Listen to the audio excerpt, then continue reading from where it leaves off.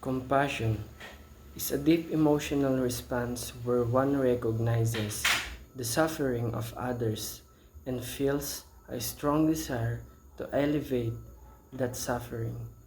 It goes beyond mere empathy by driving us to take action, whether through kind words, helpful deeds, or even just offering a comforting presence. When it comes to the environment, compassion can be expressed through a commitment to sustainable practices and the protection of nature. By understanding the interconnectedness of all life, we are moved to take care of the earth.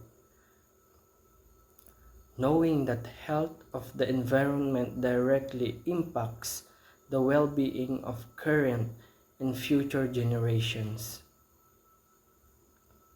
In terms of caring for others, compassion manifests as act of kindness, understanding, and support.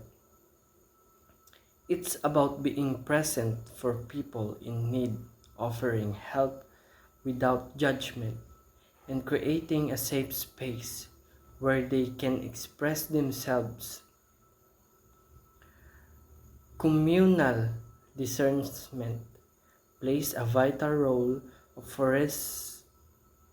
foresting compassion both in specific communities like PU, perhaps a university of organizations, and in the world at large.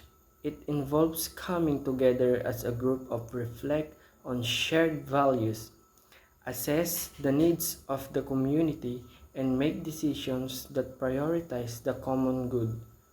Through open dialogue and collective decision making, communal discernment helps to align actions with compassionate principles, ensuring that decisions are made not just for the benefit of a few, but with the well-being of all in mind.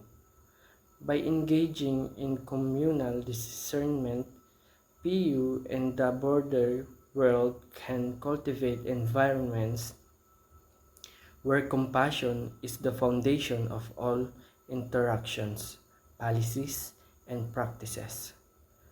This collective effort helps to create a more caring, just, and sustainable world where the suffering of others is not only acknowledged but actively addressed.